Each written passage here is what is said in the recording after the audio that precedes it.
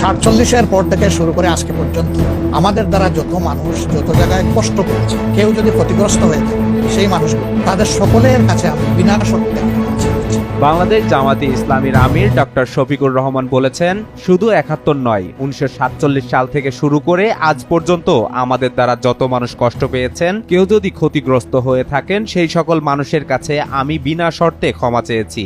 সম্প্রতি একটি talk show অনুষ্ঠানে এই কথা বলেন তিনি। কেউ যদি ক্ষতিগ্রস্ত হয়ে থাকে, তাদের সকলের কাছে আমি বিনা শর্তে ক্ষমা চেয়েছি। অনুষ্ঠানে তাকে প্রশ্ন করা হয়, যুদ্ধাপরাধের মামলায় জামাত নেতা এটিএম আজহারুল ইসলাম খালাস পাওয়ার পর আপনি একটি সংবাদ সম্মেলনে বলেছেন, জামাতে ইসলামী বা তার কোনো নেতাকর্মীর মাধ্যমে কেউ ক্ষতিগ্রস্ত হয়ে থাকলে তার কাছে নিঃশর্ত ক্ষমা চাই। এই ক্ষমা প্রার্থনায় কি মুক্তিযুদ্ধের সময়টাও আছে কিনা সেটা সেদিন আপনি স্পষ্ট করেননি। মাপ চাওয়ার মধ্যে কোনো পরাজয় নাই, অবশ্যই নাই। আজকে এটা স্পষ্ট করবেন কি? অনেকেই প্রশ্ন করেছেন যে জামাতের আমির ক্ষমা কিসের জন্য চাইলেন। জবাবে জামাতের আমির বলেন, শুধু ৭১ নয়, ১৯৪৭ সাল থেকে শুরু করে আজ পর্যন্ত আমাদের দ্বারা যত মানুষ কষ্ট পেয়েছেন, কেউ যদি ক্ষতিগ্রস্ত হয়ে থাকেন, সেই সকল মানুষের কাছে আমি বিনা শর্তে ক্ষমা চেয়েছি।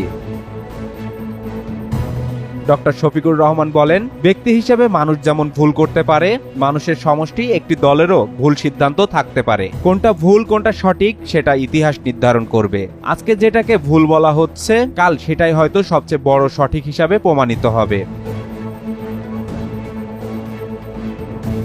তিনি বলেন, আমরা আদর্শবাদী একটা দল।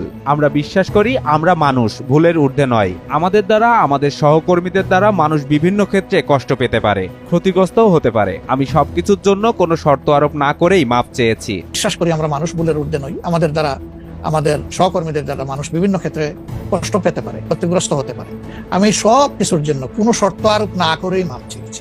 মাপ চাওয়ার মধ্যে কোনো পরাজয় নেই, লজ্জা নেই। তিনি বলেন, আমার মানবিক মূল্যবোধ এবং দায়িত্বের জায়গা থেকে মাপ চেয়েছি।